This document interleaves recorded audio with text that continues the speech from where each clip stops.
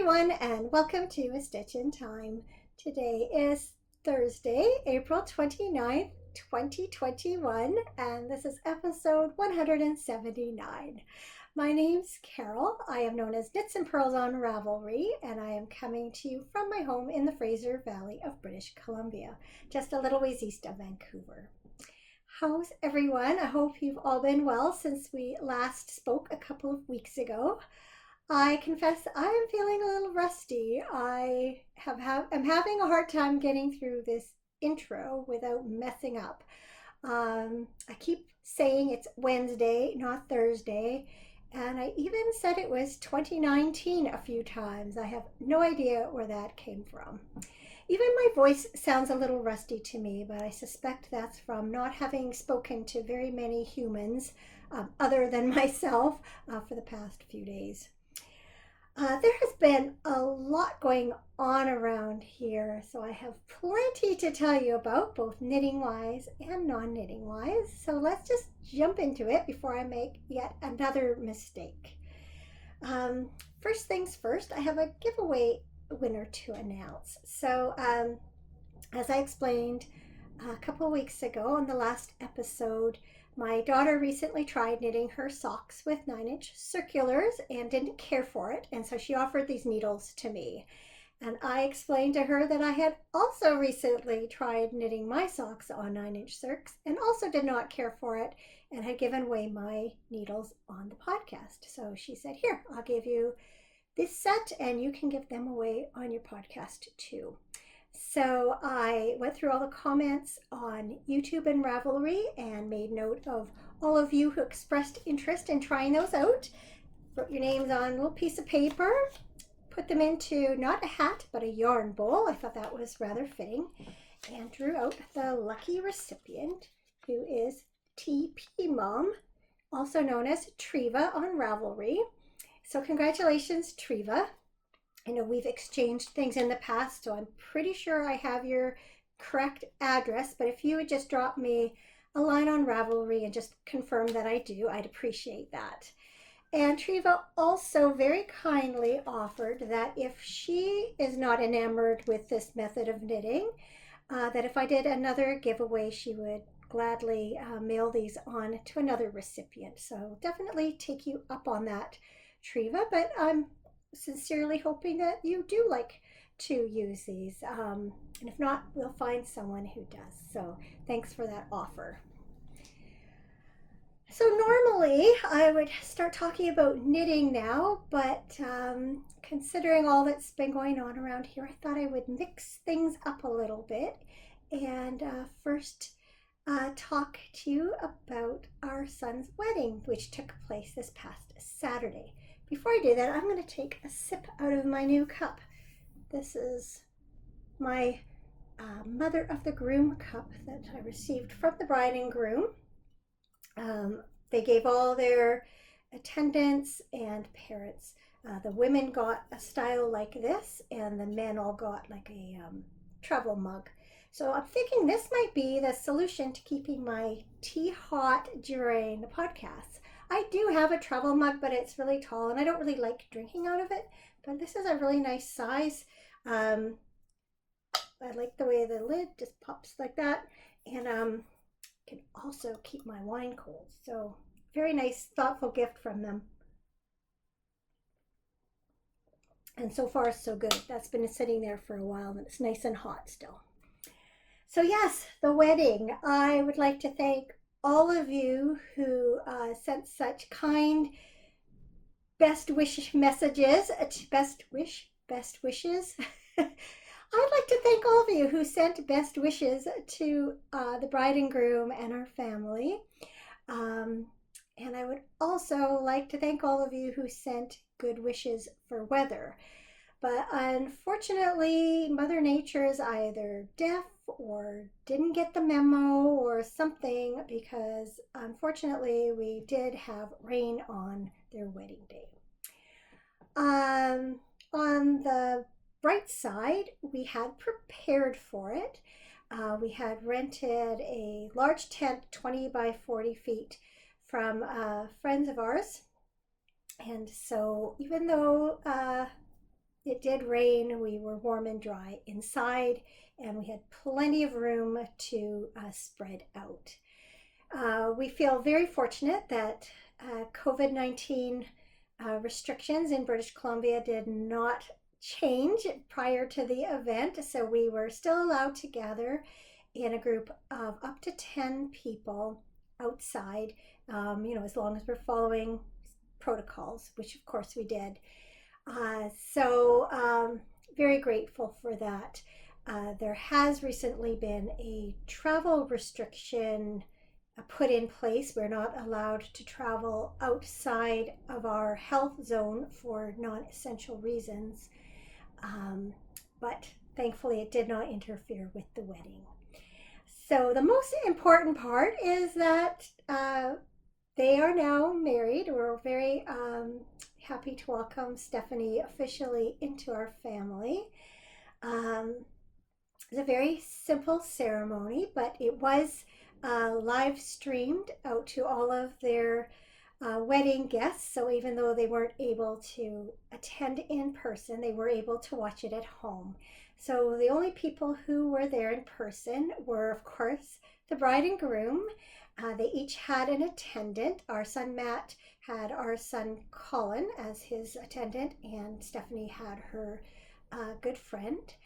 The officiant, of course, the most important person there, a photographer, and then both sets of parents.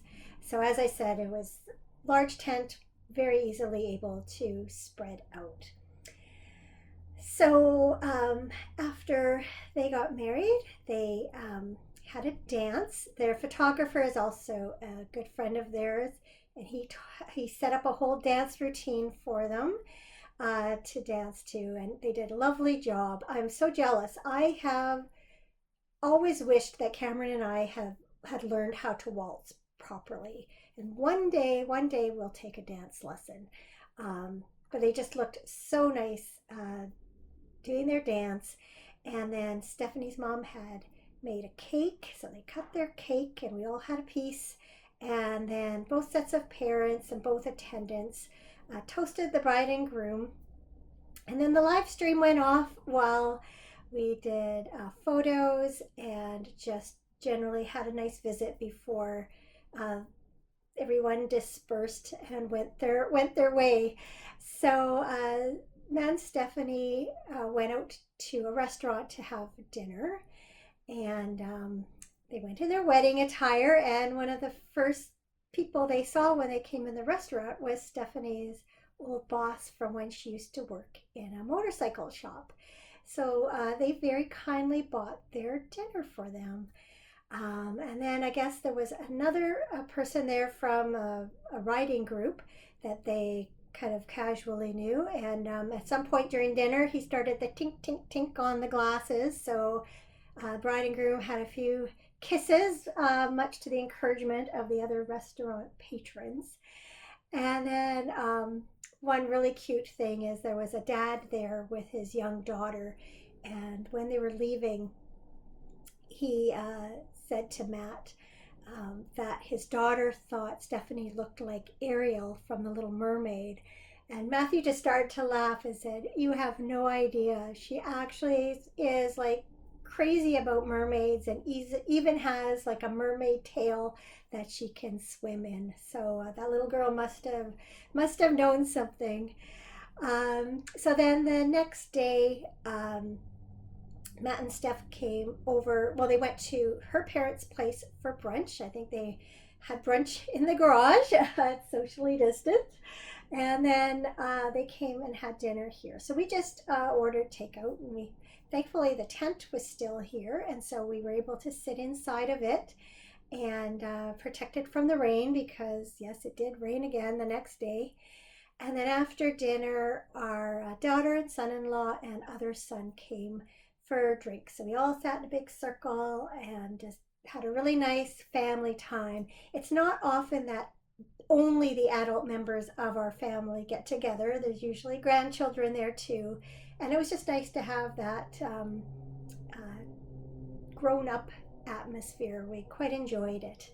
And I should mention too, our youngest granddaughter was supposed to be Stephanie's flower girl, and unfortunately, of course, with the limit on numbers, wasn't able to perform her duties. So um, we'd had rose petals sprinkled in a path leading into the tent and up the aisle.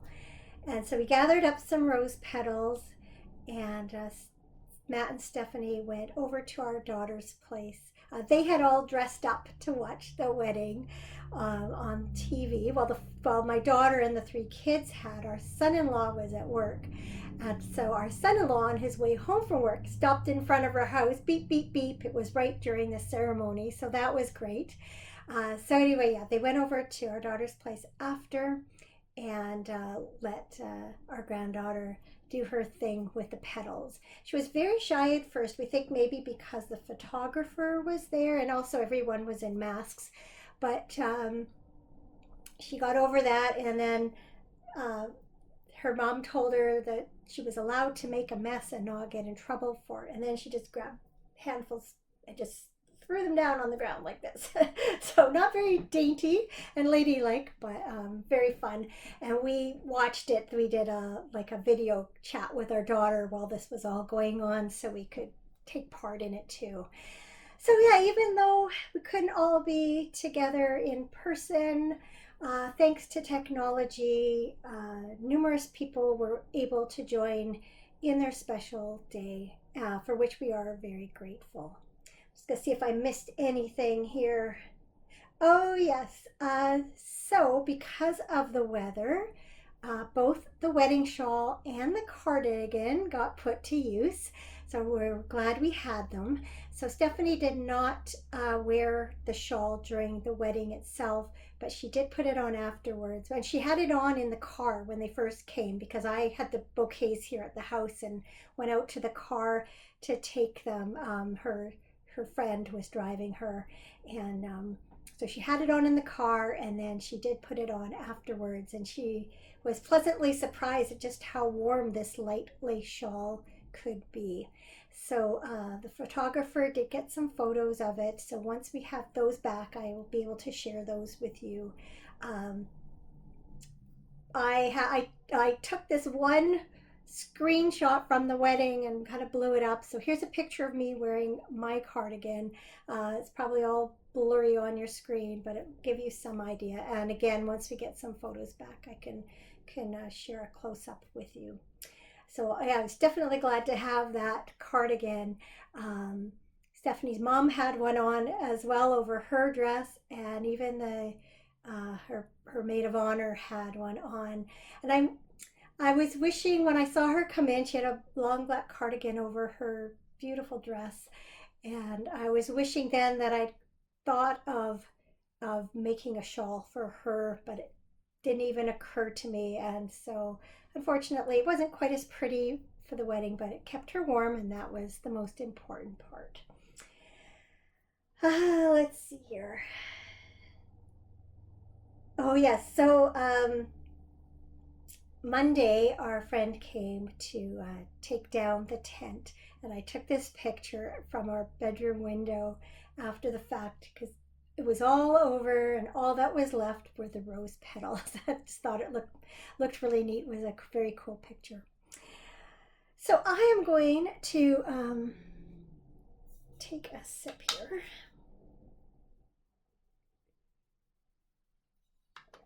And now I'm going to get into knitting. So I have two finished projects. I did not do a ton of knitting between the last episode and the wedding, I can tell you that. But I did manage to finish the two pairs of socks that I was working on. Actually, this pair I finished before the wedding, I think just a day or two before. They are my Wild Bees socks by Helen Stewart. And they are knit from Black Cat Custom Yarn, everyday sock in the Flower Bridge colorway. So I love how these turned out. I think they're just such a pretty sock pattern, and I just love this goldy orange color. So as you can see, it's they're knit from the top down, 1 by 1 twisted rib. They have I have partridge heel flap and gusset, rounded toe, and this really pretty lace pattern that when you see it as it's worn on the front of the foot is reminiscent of bees with their wings spread, hence the name. So yes, very pleased with those. And I'm not sure what's wrong with me or what's right with me, but I have them finished in time or I have them finished before the next pattern in the Handmade Sock Society collection is released. So I'm very pleased about that. So that's one finished project. And the other, which I finished the morning after the wedding, are my Kindred Spirits Scrappy Socks. So for those of you who have been watching, I recently knit a perfect blend shawl out of yarn from Midknit Cravings, and it was the Kindred Spirits mini collection. Had 12 colors that were all named after either characters from Anne of Green Gables or else references to things from the book. And had enough left over to knit myself some socks. Well, almost enough left over. What I ended up doing, I had just a very little amount of this colorway called Afternoon Tea, but I had some leftovers in a different base from a different project. So I used that for the toes and the stripe here, and I used it all up, just finished off the last little bit of ribbing with what I had left over. I also had a fair bit of this amethyst brooch colorway left over from a different project, and so I was able to do the heel using that. So I was able to, whoops, that's upside down. Yeah, it's just one of those days. I was able to have every color appear twice except for this Afternoon Tea color, which did appear 3 times. So I did these socks from the toe up because I wasn't quite sure how far my yarn would go. So what I ended up doing was doing the toe, and then I did stripes of 6 rounds each. And I got to this point, I probably should have done my one stripe in this amethyst brooch colorway and then added in the heel, but I was just slightly shorter than my normal area that I would insert the heel, and it actually worked out fine. It's certainly long enough, if slightly tighter than a normal sock that I would knit. And then I just carried on and went up as high as I could. So it's not as long as I usually knit my socks, about 7.5 inches with a, usually when I knit a top down sock, I'll do a 7 inches to a traditional heel flap or 8 inches to the heel. In this case, I just didn't have enough to make my cuff 8 inches or my leg 8 inches after the heel, but it's fine. They're certainly long enough to be worn, and I'm just really thrilled to have them. So yeah, one more look at those. Both pairs of socks were knit on 2mm needles. I know I often neglect to tell you my needle size, most often because I always think it's very subjective. I might knit on a 2mm, but someone else might get the same gauge with a 2.25 or 2.5. You can see a little bit of jog here where I joined in the stripes. Doesn't bother me at all. That's just they're scrappy socks. So yes, 2 finished projects. Before I share my knitting works in progress, a couple of weeks ago I put the finishing touches on the scarf that I was weaving for my sister's birthday and filmed a little segment about it. So I'm going to put that in here. It's actually her birthday today, and she texted me last night to say that she'd received her gift and she seemed very happy with it. So despite all the flaws that I see, she thought it was beautiful, and so that makes me happy. So I'll put that in right here. I thought before I sent my scarf off to Toronto for my sister's birthday that I would give you one last look at it now that it's been completely finished and washed and blocked. So to refresh your memory, I wove this scarf out of two different fingering weight yarns. That's the first time I've woven with fingering weight. I used this yarn here, which is Black Cat Custom Yarn Everyday Sock in the Scarlet Witch colorway. And then I had a set of mini skeins from Ancient Arts Yarns. Whoops, it's gonna fall. These are their Socknado twisters, which is what they call their mini skeins of their Socknado base. And there was 5 different colorways. So what I ended up doing is I warped up the 5 mini skeins in color blocks, and then I separated them with a couple of ends of the burgundy. And I did a hem stitch on each end. That's actually the back of it, although I think it looks just as nice from either side. So that's one side of the hem stitch, that's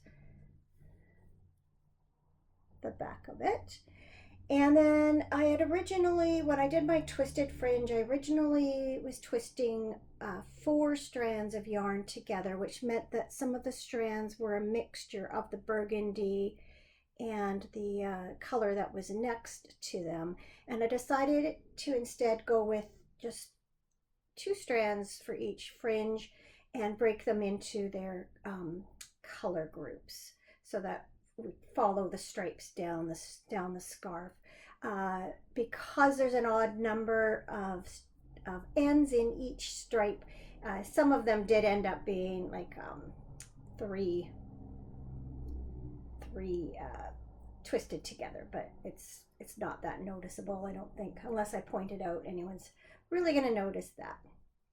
So once again, I'm always really pleasantly surprised at the before and after. When you first take your weaving off the loom, it can feel a bit stiff, and you can see light coming through it. And after just a brief soak in a little bit of wool wash and lukewarm water, I brought it out and just did what I do with my knitting, is lay it out on a towel and squeeze out the excess water, and then I just laid it out to dry. And the yarn has bloomed, filled in all those little gaps. It's much softer and it's much drapier.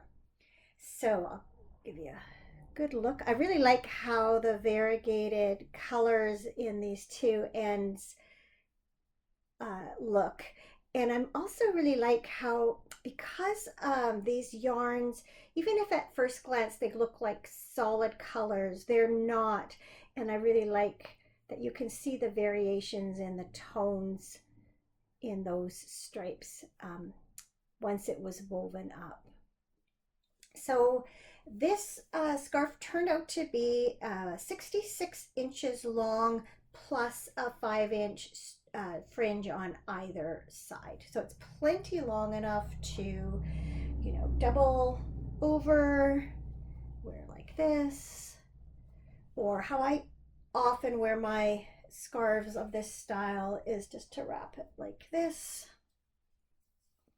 And I often will give it a tie if I'm kind of fills in the neckline of my coat that I happen to be wearing. It keeps me nice and warm. Of course, you could just wear it, straight like this too. So it is in all the colors that my sister asked for, so I'm hoping she will like it. As I mentioned last week, in retrospect, I think I might have liked the end result more if I had broken these colors down into more stripes and varying widths also. I think it maybe would have been a more interesting and pleasing scarf, but I didn't think of it at the time. Once I started weaving, it was all warped up. It was kind of too late to change my mind, but it's something I'm going to take going forward. I particularly sort of had this scarf in mind. This is a commercial scarf that I've had for years and years, but you can see that even though it has a regular striping pattern, that all the stripes are like varying widths, and there's lots the same colors, but they appear more often through the weaving, and I do think it makes for just a more interesting scarf. And then of course you've got this metallic that gives it that added bling and a little bit of texture. So I could definitely see myself doing, something like this going forward. Now this is much lighter weight fabric. You can see it's sheer, but that might be fun to experiment with some lace weight yarn and see what that looks like woven up.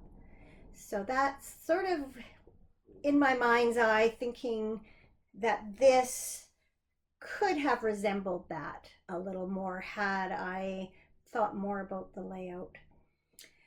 Interestingly, even though I wound a warp that was just about the same length as my previous scarf, this one here, I had quite a bit less length after I wove it, about 9 inches. And I am not exactly sure why. Part of me wonders if when I was winding the warp, if I wound it too tight and it stretched it so that when it came off that tension and sprang back to its width, maybe that ate up a fair bit of length. I'm also wondering is because this is fingering weight yarn, it meant that it took more weft threads per inch to achieve an inch's worth of weaving. And I wonder if that had anything to do with because that meant more of this in out, over under. I wonder if that in the end used up more warp. I'm not sure. This one is both fingering weight yarns, and this was a worsted and a sport. So I'm not sure, but yeah, it's all new to me. Everything I do is a learning experience, and so I'll just take what I've learned going forward. In the meantime, I hope that she likes it, and I just am looking forward to my next weaving project, whatever that might prove to be. So back to the rest of the episode now. So of course, when you finish a pair of socks, you have to cast on another. And since I knew that the family was coming over that night, I wanted to have something to work on while we sat around and talked. So I just went into my commercial sock yarn bin and decided to pulled out several skeins that I let Cameron choose from. I decided to make him another pair of socks. So he chose this perfect yarn from Regia. It's color 7114, and the name of it is Waterfall. And if you haven't used the perfect yarns before, you get one big ball, and they're basically divided in half, and they're separated by lengths of bright yellow yarn. So if you find the beginning of that yarn and start knitting, you will have 2 identical socks when you're done. So I wound them into 2 balls, and you can see I have one more stripe of gray, and then the rest of the sock is going to be this navy blue color. So I'll show you what I've got so far. So here are the, oops, I caught on each other. This yarn is caught on that needle. There we go. Yeah, so quite a long cuff. I wouldn't normally knit a cuff as long as this. Then it's striped, like I say, one more stripe, and then it'll be time to do the, I'm going to do a traditional heel flap and gusset on these. So I can't say as I'm enjoying them terribly much. It's actually a little bit of a boring knit, um, but it's kept me occupied at various times. I can't stand just, watching TV or doing things, sitting and talking to people without having my hands busy. So in that sense, it's been good to have them on the go. Um, what else was I going to say? Oh, I normally have knit Cameron socks 72 inches, or sorry, 72 stitches as a cast on. And I've decided to go down to 68 and see if that works better. He complains that sometimes the leg part is a little bit loose, so we'll see if that's maybe the new magic number going forward. So yeah, not much more I can say about that. As you can see, it's just a 2x2 rib, and once again 2mm needles. So I will carry on with those, but I have something else on the go. A more interesting project that I have been working on is a new shawl. So when I was looking through patterns for Stephanie's wedding shawl, I came across this one by Susanna IC called Mermaid's Song. As you can see, it's a crescent shaped shawl and has this beautiful lace border with beads along all these points. So for some reason, the pattern printed out pink, even though the shawl in the picture is blue. I'm not sure why that happened. The first time I printed it, I did get a notice that some of my ink was getting low, so I did change out a couple of cartridges, but the blue one was not one of them, so I have no idea why it printed in pink, but there you go. And so I saw that got a notice that Sweet Georgia Yarns was having a sale. It was flat rate shipping. So I decided to go on their website and see if there's anything that caught my eye, because it's a good buy to, I think it was only $5 shipping. And I came across this, it's Superwash BFL and Silk lace weight in the mermaid colorway. And I thought that would be just perfect to pair up with this pattern because it calls for a lace weight or a fingering weight. And this is kind of a heavy lace. So for 100,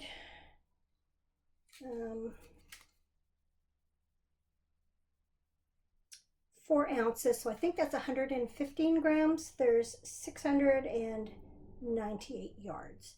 583, I think, meters. It's hard to read. Anyway, I just thought that would be a great combination. And then I decided to use pearl beads because I thought that would be fitting for the mermaid. So this shawl is actually knit by doing the border first, and then you pick up along the edge, and then you knit the crescent part. So it's like working really just a long, narrow scarf for the first half of it. I have to do 25 repeats of the pattern, so I'll kind of fold it out a bit so you can see. That's not going to work very well. You can see it's got some cabling at the top and then has this beautiful lace pattern, and then there are beads along the edge here which are hiding. There you go. And then as you saw in the picture, those will get blocked out, pinned out into sharp points. So I'm going to knit this for her birthday, which is not until the end of December, but that gives me plenty of time to knit on it. And I was just, once I decided what I was going to knit this pattern with, I wanted to cast on as soon as the yarn arrived. So I'm enjoying this project very much, although I can only work on it, like every row is different. It kind of has a repeating pattern to a degree, but I have to look at every one of the 18 rows to know what I'm supposed to do. So So it's something I can only work on, when I can give it the right kind of attention. And I can only kind of work on it so much. I usually do a repeat and then put it away for a bit. So I think I'm 6 or 7 repeats in here now. So ways to go still, but I just started it the other day, so that's okay.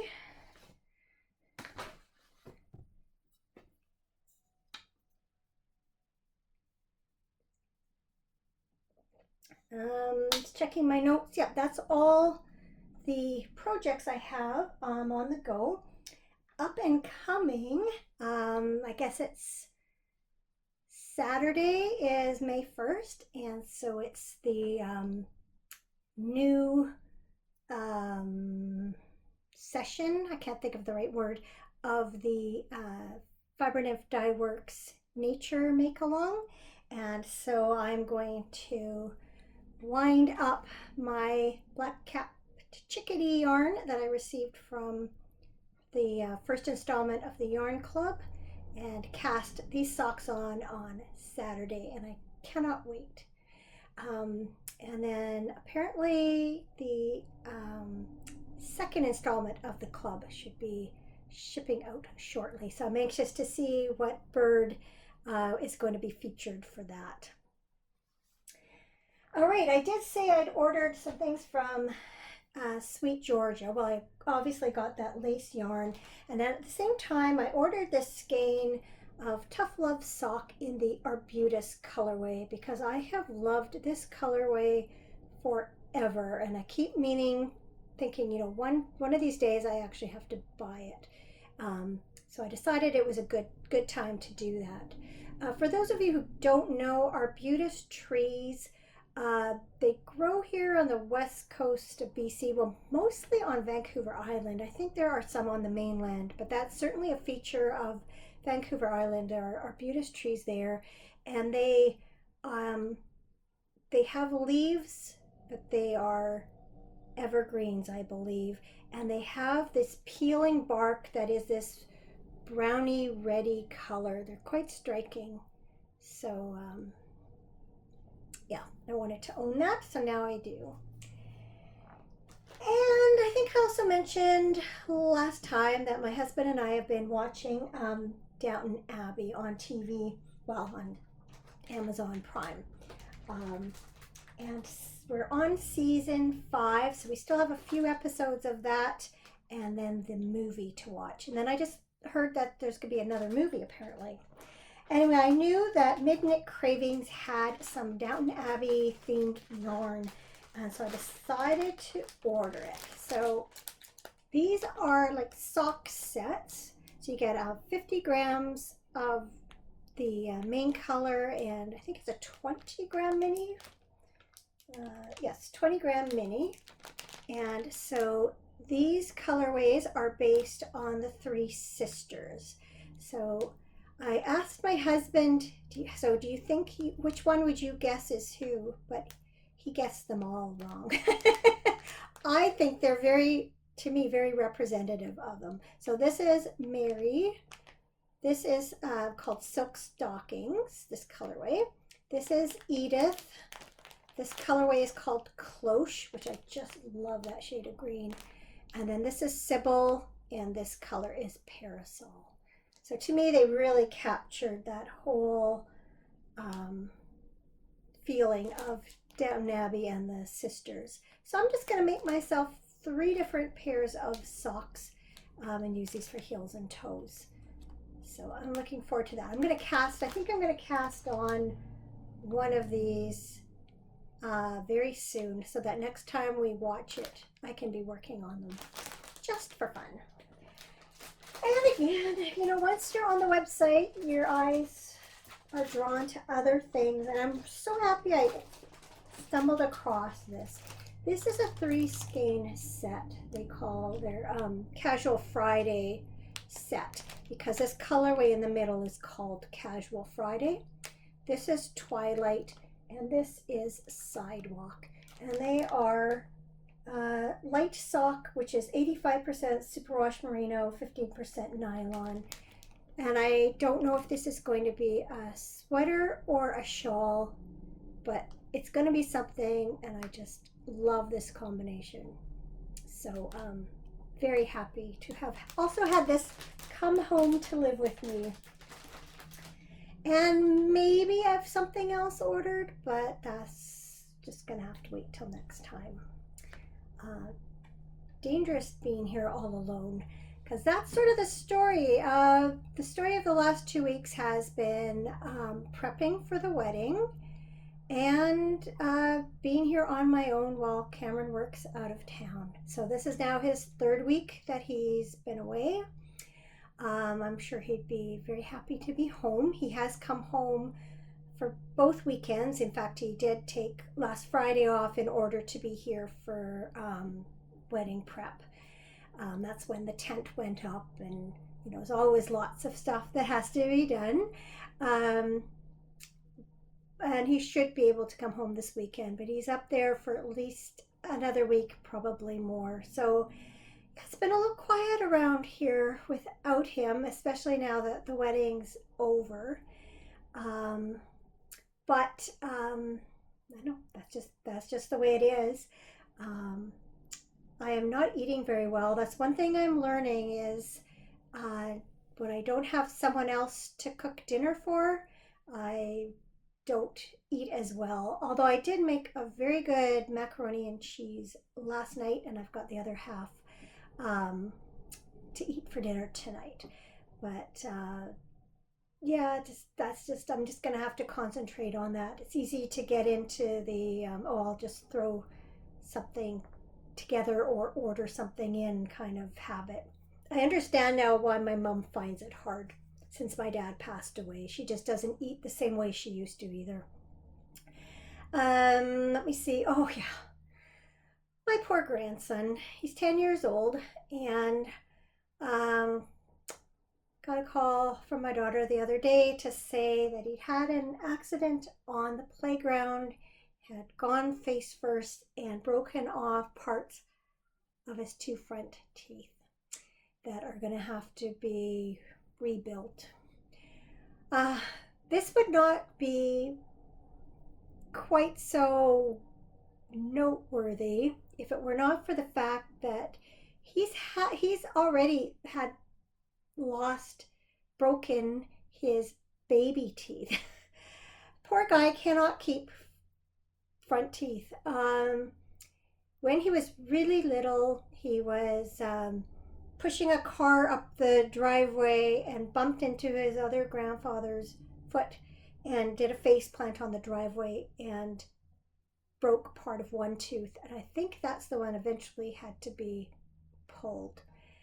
And then a couple years later, he was running in the house, not supposed to, ran into the table, broke the other tooth, lost the other tooth. So he finally has 2 grown teeth, and now he's broken those. So apparently they're going to have to be, normally I guess if it was a back tooth, they had the pieces of the teeth that they could have reattached, but apparently being the front tooth, it's just not practical and would eventually come apart and become a choking hazard. So he's going to have to have them kind of built up and I guess eventually get crowned. So poor guy. I think he was more embarrassed than hurt. After it happened, his lip was sore, but his teeth weren't so much sore. But apparently he was feeling really embarrassed about it and just kicking himself for not having walked away from the activity and said he was trying to hop a wall or something. I don't know exactly what happened, but he was just regretting his actions. But of course, too late. So that's a shame. But I'm sure he'll be okay. It's just one of those things a story he can tell when he gets older, put it that way. Let's see, just look at my notes again to see if I'm missing anything. Oh yeah, in case you're wondering what I'm wearing, it's the lounging top by Joji Locatelli. I knit it from fleece artist Merino Slim in the coral colorway. So just as you can see, just a cap sleeve. top has a hem that is higher in the front than the back. It is knit straight, but I added waist shaping, and I keep tugging it down and wishing I had about another inch of length at the front. So I actually went digging before I recorded, and I have this much yarn left. So I'm going to, I haven't decided yet whether I'm just going to add an inch onto the garter stitch hem, or if I'm going to rip back the garter stitch, add an inch, then do the hem. One way or the other, I'm going to make this top an inch longer, and I think I'll feel better about wearing it then. I always just find myself tugging it down in the front. And except for something good, that brings us to the end of this week's episode. And of course, my something good for this week is that Matt and Stephanie are married. We are so pleased to welcome Stephanie officially into our family and wish Matt and Steph many, many, many happy years together. You'll notice, as a side note, that I'm using their names this week. I very much feel like this is my gig, and I try very hard not to use photos or names without people's permission, because I know some people are very sensitive about social media and their presence on it. So I finally got around to asking her if it was okay if I did those things, which is why I've shared some wedding photos with you and I'm calling her by name. So just so you understand. Anyway, thank you as always for watching. I plan to be back again in a week's time, and I hope that you take care until then. Enjoy your crafting, and I will see you again very soon.